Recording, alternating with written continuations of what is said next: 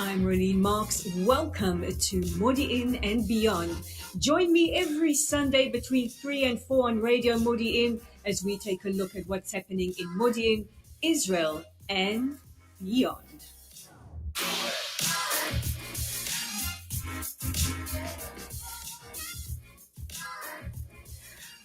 I really have to change that sting because it's not Sunday, it's Tuesday. You guys know what time it is. It's time for Modiin and Beyond on Radio Modiin with me, Rolene Marks. And you can't believe the tomfoolery in the studio before we went live because I'm joined by three of my favorites, David Lange from Israeli Cool, Adam Levick from Camera UK, and because I loved him so much last week, Simon Plosker from Honest Reporting. Yes, I've dragged them back into studio this week, but we're going to be having a very, very serious discussion. We're going to be doing, I think, our round table of therapy again. Last week, the four of us joined the Ministry of Foreign Affairs on a trip down to the Otef. We visited Sderot, Nachal Oz, Kibbutz Kfar Aza, and Re'im, the site of the Nova Festival. And I think we're all still in the process of processing what we saw, what we felt on that day. And we wanted to sit down and chat to each other and share with you what we saw, what we felt, and why it is so important that we continue to bear witness. Guys, welcome back. I think this has now become your second homes. And we love it. Welcome here anytime. Now, last week, Thursday, the four of us joined the Ministry of Foreign Affairs and a couple of other activists. We went down and I didn't sleep on Wednesday night. I didn't have a wink of sleep. I didn't know quite how to prepare my emotions. I knew that the next day was going to be extremely emotionally taxing on me. What were your feelings in anticipation? Oh, I actually thought it was going to be worse than it was. And I only say that because, I found just reading about what happened so traumatizing and seeing the videos that come out on Telegram. And, to me, like those were just horrific beyond anything I've ever experienced. And so I thought maybe it was going to be worse being there. I'd say it was different being there. It kind of allowed me to be closer to what happened in a way. I mean, there's nothing like going to a place where something happened. It's different than reading about it. But I think I was already properly traumatized by just reading about what happened on October 7th. But I did find it on one level, like being at the site of the Nova massacre, the Nova Music massacre, and seeing those photos at the temporary memorial of all those faces, all those young men and women who were in the prime of their lives, like they were in their 20s and vibrant and just, these were just really wonderful people, and they were slaughtered, nearly 400 of them, and just being at that site and seeing their smiling faces and knowing that they're either dead or taken hostage, that was, I think, probably the most difficult moment for me being there, and it was the most just gut-wrenching. So like I said, on one hand, it wasn't as horrifying as I thought it would be. On the other hand, being there kind of hits home the horror of what happened in a way that simply reading dry text or even seeing a video can't. So I think it was a different experience than what we've experienced until now. And I'm glad I went, though. Like you said, I think our role as Israelis, as Jews, as professionals in the pro-Israel world is to bear witness as to what happened. And as hard as it is, I think it's really important that we do due diligence and do the hard work and go to the places that are hard to be at, and continue to tell the world and continue to tell those who read our blogs and read our social media feeds what exactly happened, and not to give a break to those who try to in some way make it seem as if it really wasn't that horrible, or as if Israel is the wrong party in this. I think it's very important that we went, and I'm glad that you pushed us to go. Because it wasn't an event on AI, contrary to what many people are saying on social media. We saw it with our own eyes. I know for me as well, visiting the site of the Nova Festival, that packed a big emotional punch. Yeah, no, absolutely. And just going to your first question there, so I haven't slept really well since October 7, and I'm sure many of you would have a similar experience. In terms of this particular visit, I wouldn't say I underwent any preparation or thoughts. I was just glad in a way to feel I was ready to do it.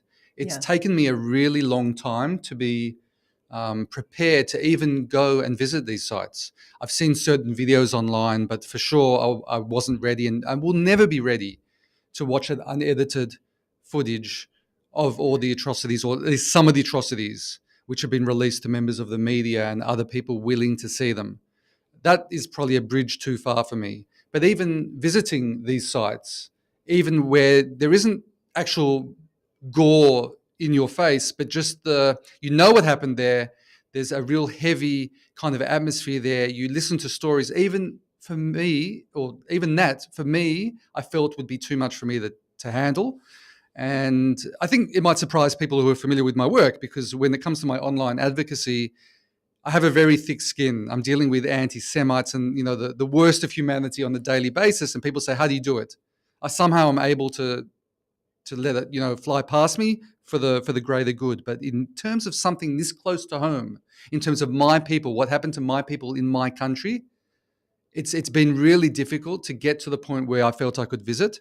And even now, having visited, as Adam said, I agree with those sentiments. I'm glad that I did it, but I'm still processing, and I'm forever changed. I think that's key. I think it has forever changed us. No, absolutely. And I think for me, I think we have to remember we went 90 days after those horrific events. Yes. I had the opportunity to go down there a couple of weeks, or not even that, after October 7. And I was in two minds at the time. Number one, I was incredibly busy. I mean, I don't want to make it sound like I was too busy to go down there and see. The simple fact was that, and for all of us, the immediate aftermath of what happened and the outbreak of war meant that we were all working overtime and dealing with the terrible stuff online and in the media. And I simply didn't have the time to go down there. And I sent one of my colleagues, I actually sent my social media person down there. And his description was very different of what happened, was very different from, I think, what we experienced, because I said 90 days later, it's become sort of obviously an operation of sorts that people are being shown around these places. And it's being done professionally and sensitively, or sensitively as one can do it. Back then, it was pretty chaotic, I believe. And my social media guy, to be fair, he did not actually describe much of what he saw. And I think that may have been a result of just how shocking it was. As far as I know, at that point, whilst the bodies had obviously been taken away, I think the bloodstains were still there. What we went to was not sanitized by any stretch of the imagination, but obviously we are months now after the event. What it felt like was that we were walking into an incredibly horrific crime scene, a crime against humanity, and it was able to give us, I think, the way to picture exactly what happened there. And just for the listeners, they should know that obviously, the bodies, God knows, the body parts, sadly, and the blood have been cleaned up. The rest of it hasn't. The remnants of the looting and the burning that took place are still very much there. So you get a very, very good picture of what went on. And for me as well, I've been down south numerous times. We've taken mission groups for honest reporting. So, for example, when we went to Sterot, we visited the police station. And now, in my mind, I've been to the police station many times, and it's somewhere you take groups because they used to collect the remnants of all the hundreds and hundreds of Qassam rockets that have been fired at Sterot over the years. And it's a very, very visual way of showing what's been going on there. Except this time, there's no police station. There simply is no police station. What you're looking at is an expanse of just earth, where the police station was bulldozed on October 7th because it was full of terrorists. And that's a very, very that's one visual that will stick in my mind. And another one is, I said I've been down there many times to these kibbutzim and the moshavim down there, and they're usually very sort of vibrant places. So kids running around. Some of us went down there just the other year, and I'm not one for schmaltz. I can't be bothered, dealing with sort of kids doing little shows and things. But we actually had a show put on by the children of one of the kibbutzim there. It was all very nice, and I'm thinking, whatever. The bigger issue there being, of course, the kids have gone through incredible trauma. They all suffer from post-traumatic stress disorder because of the rockets that they've been subjected to over the years. And someone posted online a photo of us with these children on this kibbutz, and that really hit me, because there was a realization that those kids aren't there anymore. A lot of them are probably dead, maybe kidnapped at that point, and that hit me at the time. And so I think it was important as well that we all went down there, because sadly, horrifically, we've seen all of this. It's the equivalent of Holocaust denial. And we shouldn't need to go down there to bear witness. But unfortunately, this is the situation we are in right now, that we have to go down there. And a number of us, we speak to groups, we write things. I think it's necessary that we have the ability and the gravitas to be able to say to people, those of you who are denying what happened, we went down there. We saw for ourselves. We saw the houses that were burnt out. We saw the signs in front of those homes, those houses, of the numbers of bodies that were taken away. And there's nothing that makes up for first-hand experience when it comes to describing what we are dealing with here. I think for me, there are several moments or several images that resonate. The police station, because I used to take so many WITSO delegations. We have 4 rocket-proof daycare centers in Sderot. We have our PTSD center in Sderot. But also going down to Nachal Oz, and the first little house on the corner that we stood outside while our guide was talking to us was the home of the Zohar family. And we know that the Zohar family was completely slaughtered, except for young Ariel, 12 years old, who went for a jog that morning. And what I can't stop seeing are the cleaning equipment, the nozzles in the kitchen, that reminds you that this was a family who lived here. And maybe that morning, before they were brutally slaughtered by Hamas, maybe they were doing the dishes or making a cup of coffee. And further down on the kibbutz where the dairy is, and to hear from the dairy manager that the cows are still traumatized. We don't think about that. And that sukkah that stands there almost defiantly, in that, surrounded by those burnt out communal buildings, that to me is almost a sign of resistance. And then, which I told you, just that was particularly painful for me emotionally, because as a woman, I know what happened to so many of the women there, and how painful it is as a Jewish woman, as an Israeli woman, to have women's organizations around the world, feminists, who talk about believing every woman, who have spoken so eloquently and so vociferously about Me Too, but to know that our sisters and daughters that went to Dance for Peace in the hope of dancing one day with the people across the border fence, how the atrocities that they endured have been ignored, despite the overwhelming evidence. And then to Kibbutz Kfar Aza, walking through and still seeing that those Sukkot are standing up, and those houses are not mansions that anti-Israelists would believe that we have here in Israel. They're modest homes, and that area where the young people live, those homes are tiny.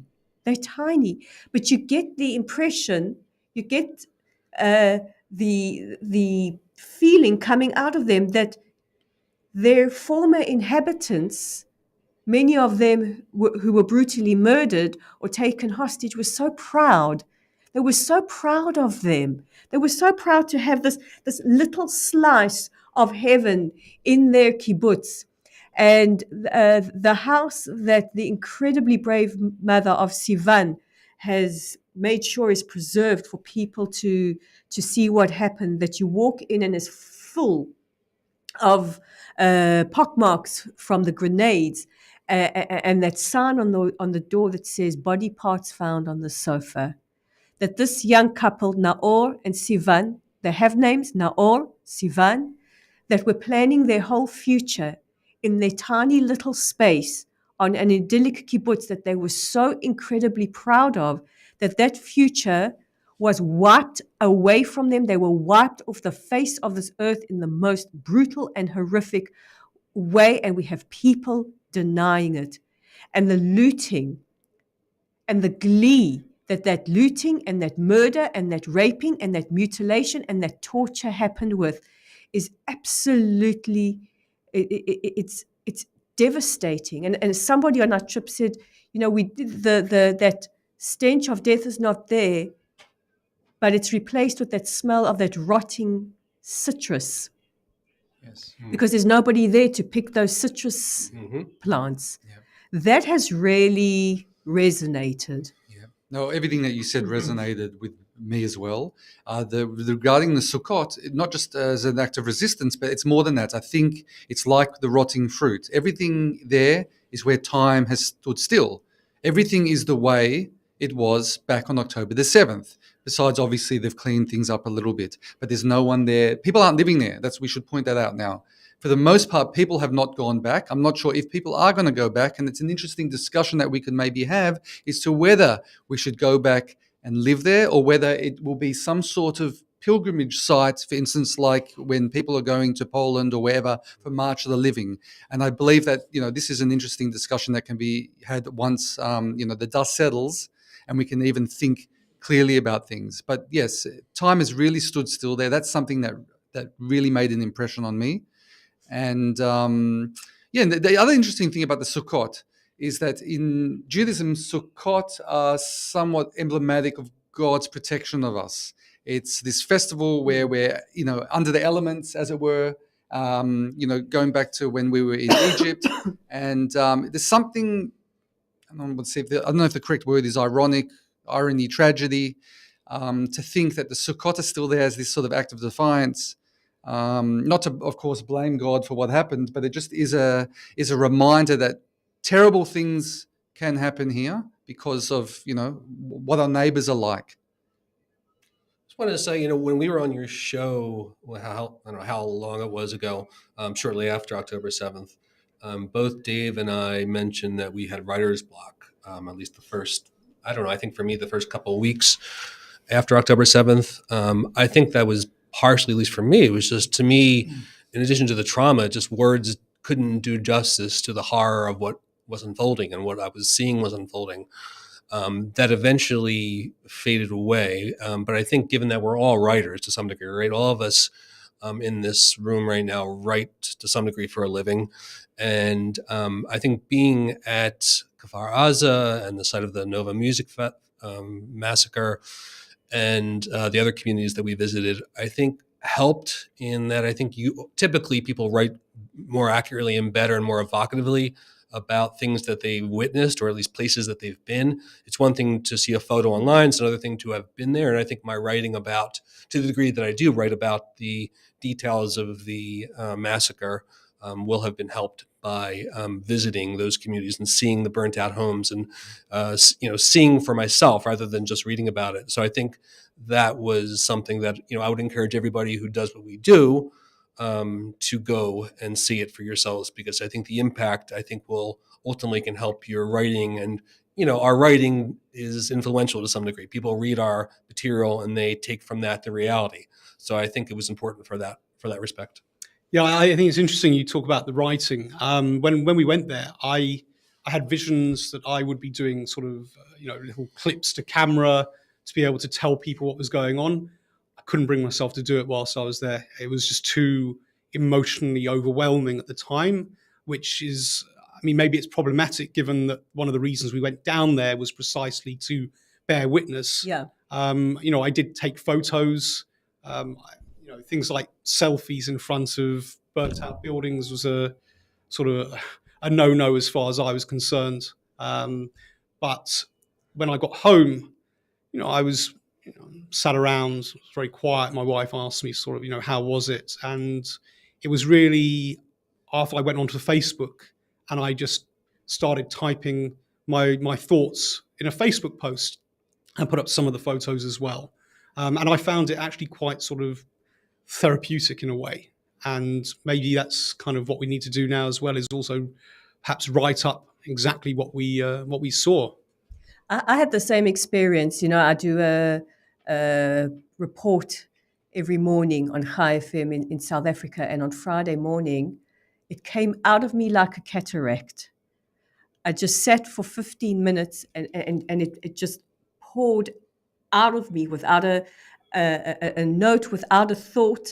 In fact, it almost felt as if I was out of my body that was speaking and relaying what happened. And only after that did I finally have the words to sit and write a little bit about what I felt and what I saw. I'm Rolene Marks. This is Modiin and Beyond on Radio Modiin. We're going to take a short music break, but on the other side of this, our conversation continues with David Lange, Adam Levick, Simon Plosker, and myself.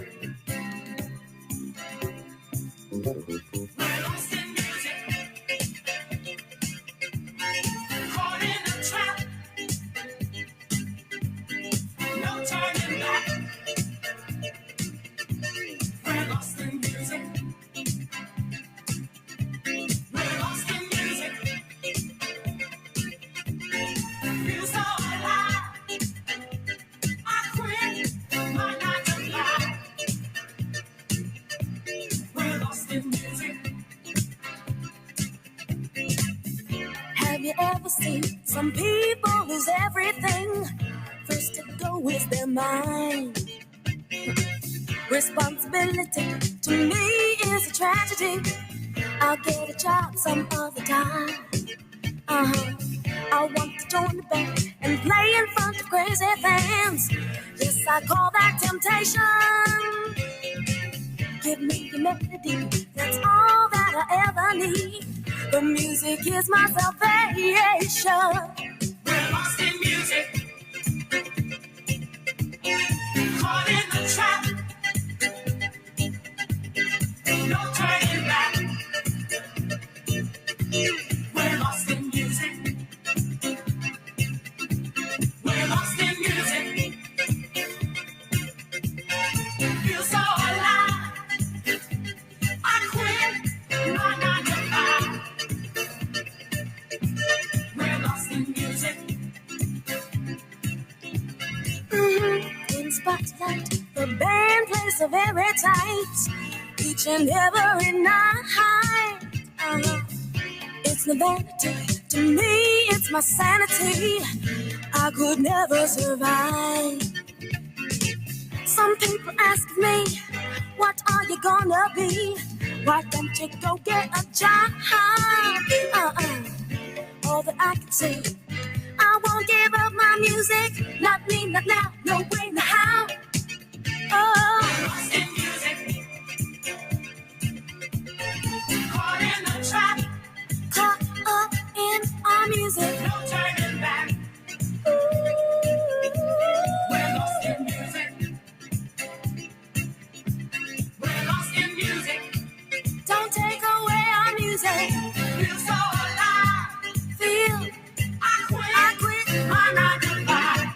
Yeah. We're lost in music. We're lost in music. Melody is good to me. Caught in the trap. I'm caught up in it. No turning back. No, no, no. We're lost in music. We're lost in music. Feel so alive. I quit my 9 to 5.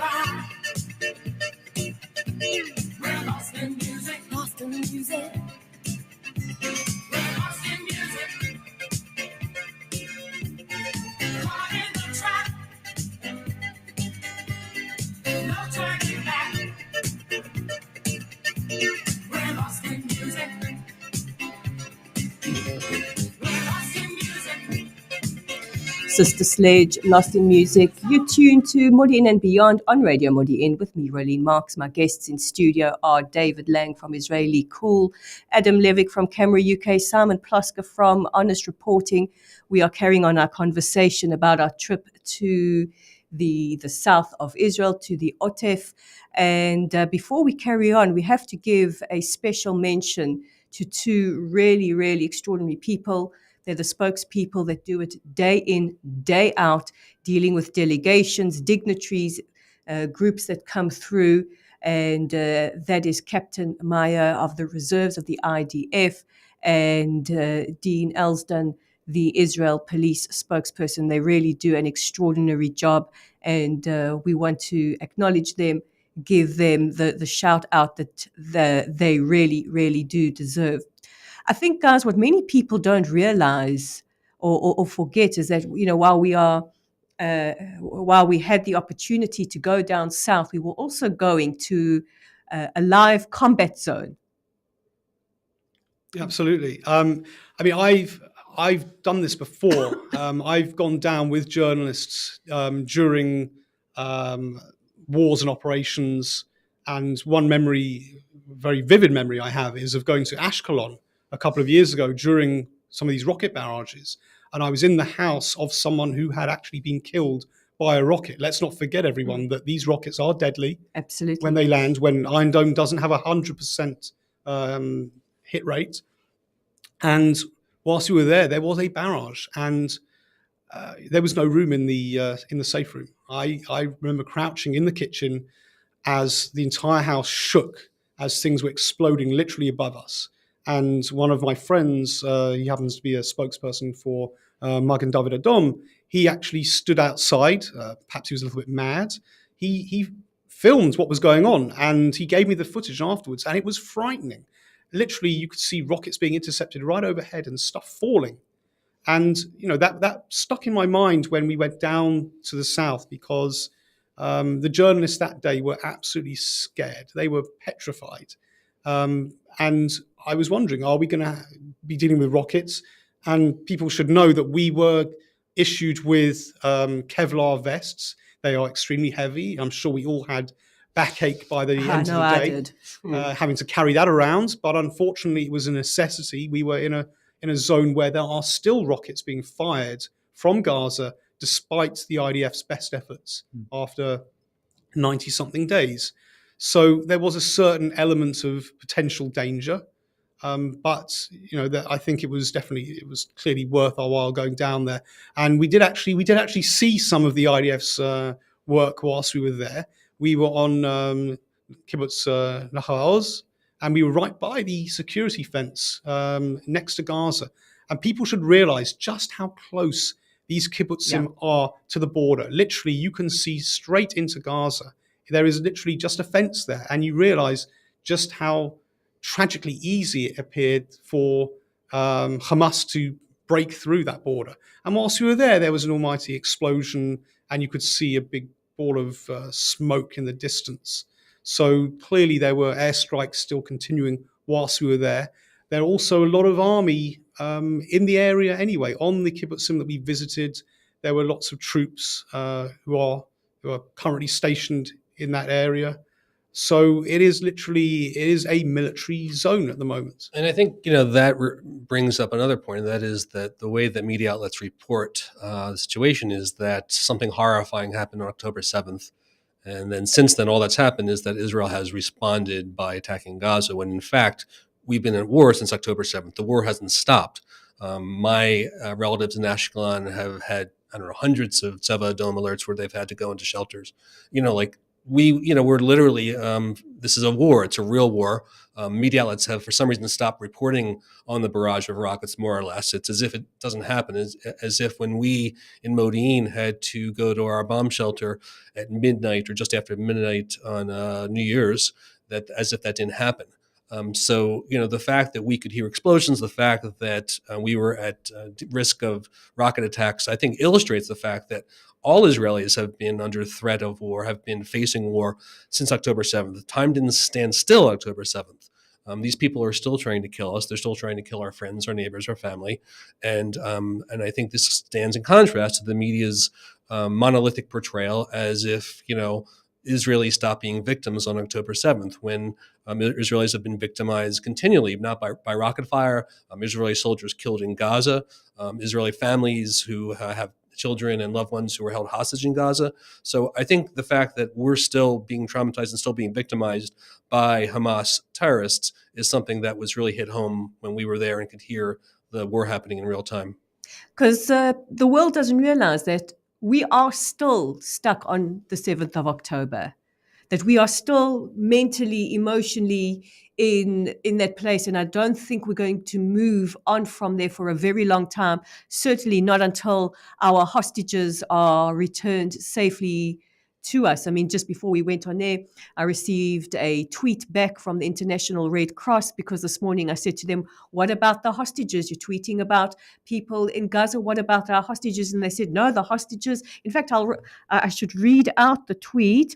The tweet says, please know that the release of the hostages is one of our top priorities. We have repeatedly called for their immediate release and for access to safely visit them, to check their health conditions, and to let them communicate with their families. We won't give up, but yet we hear completely the opposite coming from their families, who say that the Red Cross are doing nothing to ensure that they visit the hostages, make sure that they are in good condition, demand their immediate release, and very importantly, make sure they have access to life-saving medications. Now, we were having a conversation off air during the music break about what happens to these kibbutzim. Do they become places that are left almost as monuments and memorials? Are they places that we want to see the residents return to? We can absolutely understand whatever decision they make, what should happen there. I know we are very concerned that people don't realize that these are massacre sites, not tourist destinations.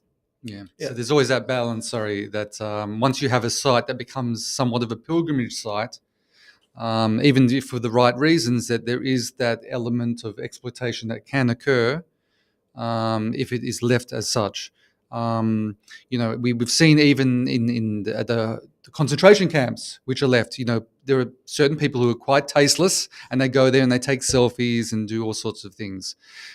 So it's a real balancing act. Ultimately, it will hopefully be a decision that the residents will make and should make, whether they feel up to going back to these sites and getting on with their lives. And I would totally understand if that's the decision that they make. It is the ultimate form of resistance, as it were, to then go back to these places and build them up again and make them prosper as they once did. On the other hand, one can imagine that might be too painful, especially for those people that have lost their loved ones their friends, which is actually everyone in a sense. So ultimately, it's going to be whichever way you go, there are going to be pluses and minuses to it. My feeling, it's just a gut feeling, is that they might end up being sites which are left as pilgrimage sites, as it were, just because of the extent of the destruction that has occurred there, the extent of the loss of life. And, much like school children go to Poland and other places on programs like March of the Living, because this is really history. It's a historical event in the unfolding history of the Jewish people, one of the many tragedies which have occurred to us. And this is something that's happened in modern times. This is pivotal. We're all This part is of that. It's a pivotal moment in Jewish history. It's a pivotal moment in Jewish history. And all the moments that are now going to unfold from this are also pivotal. So that's, again, just my feeling. But of course, as I mentioned, it will be a decision ultimately is made by the residents. And it's whatever the decision is, it's very important, as we keep saying, for people to visit. There will always be people visiting, and there should always be people visiting, whether or not the residents go back to live there again. Look, I think it's up to the residents, but I think generally speaking, if Jews in Israel don't return to those envelope communities, then I think to some degree Hamas has won. I think, one of the things that differentiates Israelis from Palestinians, I'm speaking generally, of course, is that we don't wallow in our victimhood. We live, right? We go on with our lives. We survive. We thrive. That's what Zionism is. That's what Israel's rebirth was, right? So I just assume, without knowing for sure, that Israel is going to make the decision as a country, as a people, to return to those communities. And there might be memorials there. There should be memorials there. But I think Israelis will return. So I think we need to establish that we're not going to be dictated to as to where in Israel that we could live and where we can't live. I think that once we make that decision, once Israelis start rehabitating and living in those communities that we visited, I think only then will we know for sure that we beat Hamas in this existential war. So I think it's actually really important from a national survival standpoint and from an ethics standpoint that those towns become re-inhabited again. I mean, you were mentioning before, Rolene, when we were in Kfar Aza, we were standing in the area, if you want to call it a neighborhood, the next generation, people who were in their sort of 20s, young couples, their first homes. And that was such a scene of devastation. I remember standing there thinking, who on earth would be able to come back to this, maybe this particular area? And I was thinking that that's the sort of place where you can't really go back there. You might that would be a place for some sort of memorial site. But I'm also thinking, again, I hate using Holocaust analogies, but we mentioned Auschwitz, and yes, I've been to Auschwitz many years ago, and I was also struck by, for me, it was a holy place of pilgrimage, but for many other people there at the time, they were tourists who were, happily snapping away, and it just felt very hurtful. But at the same time, if Auschwitz was not there as a living monument and a living museum to what happened, then you can almost imagine the number of people out there who would claim it was never there in the first place. Exactly. And maybe we are duty bound, sadly, to preserve some of exactly what happened, because we're going to need that proof in, I mean, it may only be, 5-10 years time, let alone, sort of 100 years later. And that's a very, very sad thing, but that we have to preserve that. But sadly, there are too many people out there who would want to deny the terrible history that Jews have been through. And we also can't forget that these kibbutzim are the breadbasket of the country.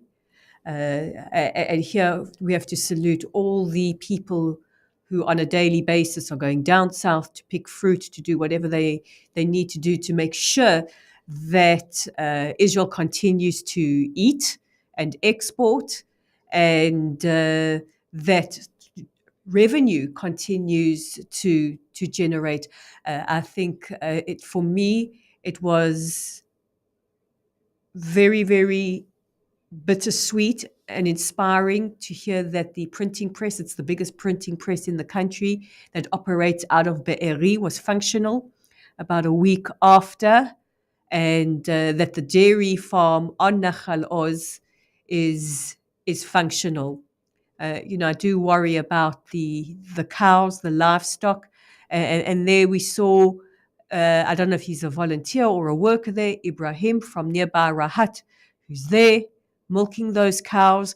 And I also found that very special, this feeling of community. We are all Israelis. Doesn't matter what your background is. We were all affected on that day.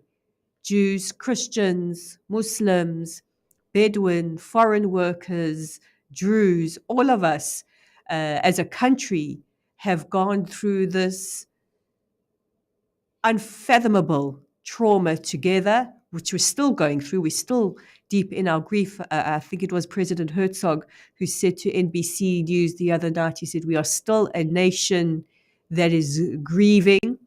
And I found it very, very special to see Ibrahim milking cows, stepping in, where once there were foreign workers who unfortunately were either murdered or taken hostage or out of sheer fear have fled back to the countries they came from. Well said, Rolene. That's something that people maybe don't realize or don't think about enough, but how the unity of the Israeli people extends beyond the Jewish people. We're seeing this a lot. And yeah, to see Ibrahim there going about his business, helping the communities there, was a very touching moment of a trip which was just plagued by sadness and tragedy. No, absolutely. Guys, as we start to close off our discussion, any final thoughts? No, just that anybody that has the opportunity to please, visit the OTAF and, make it as real what happened for them as it did for us, and to make it a priority to, to visit, and to also just, try not to think of what happened as in an abstraction, right? These were real people, Israeli men, women, and children who were murdered, slaughtered, raped, mutilated, and family and friends who were worried about whether or not their children are going to come back as hostages from Gaza. So I think we have a tendency in the West often to look at the Israeli-Palestinian conflict as an abstraction. I say we, I'm talking about, except those of us that do what we do. But I think one of our jobs as Israelis, as Jews who want to bear witness, and as those of us who monitor the media and promote Israel on social media, is to humanize them, to make it clear that these are individuals. They aren't just the Zionist abstraction that they're made out to be, that these are individuals that have suffered or still suffering, and that it's our job to make sure that they haven't died in vain and that their memory remains alive. Absolutely. I think we also just need to be clear that it's not that easy to get into the kibbutzim. That is a process that is controlled by the army, because the area is a staging zone for combat. But you can go down south to the Re'im memorials, to places like Sderot, and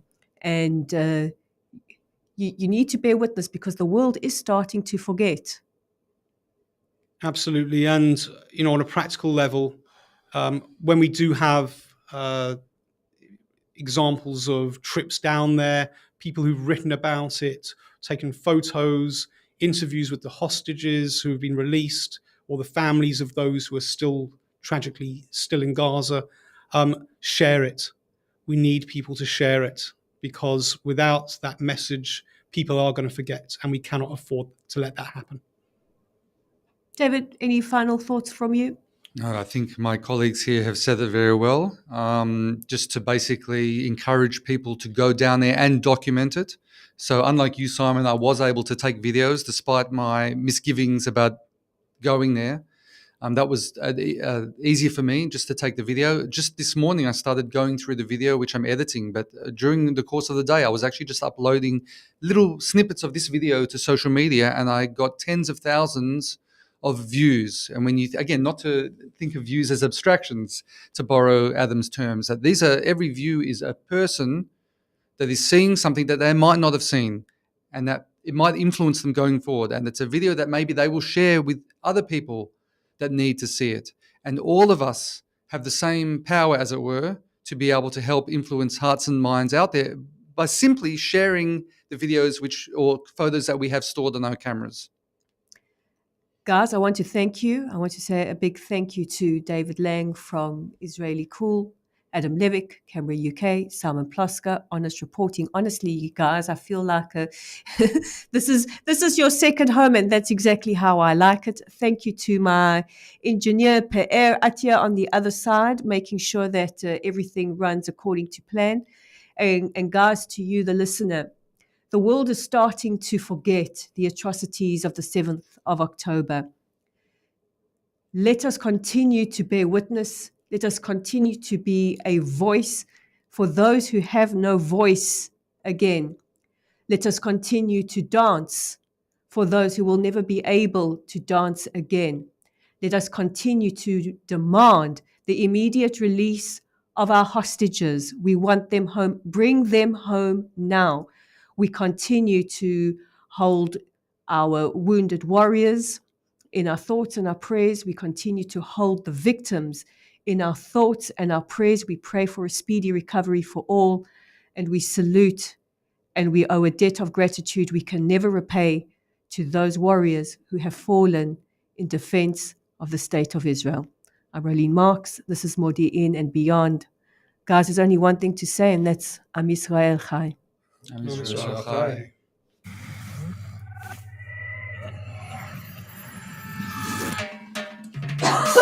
First they ignore you, then laugh at you and hate you. Then they fight you, then you win. When the truth dies, very bad things happen. They're being heartless again. I know it's coming, there's gonna be violence. I've taken as much as I'm willing to take. Why do you think we should suffer in silence? When our heart is broken, there's nothing to break. You've been mixing with some very heavy faces. The boys have done a bit of bird.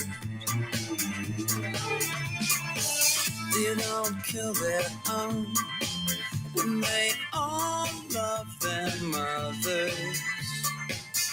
But you're out of your depth, son, have a word. I know it's coming, there's gonna be violence. I've taken as much as I'm willing to take. Why do you think we should suffer in silence? The heart is broken, there's nothing to break. All is wonderful in this life. Dreaming of the sun she wore. You should see me in the afterlife, picking up the songs of love. When you think we lost past, we're exploring what you think is worth some adoring. You don't want the truth is boring. I got this fever, need to leave the house, leave the car, leave the bad man where they are. I leave a few shells in my gum and start me staring at the sun. I know it's coming, there's gonna be fire. I'm taking as much as I'm willing to take. Why do you say we should suffer in silence? My heart is broken, there's nothing to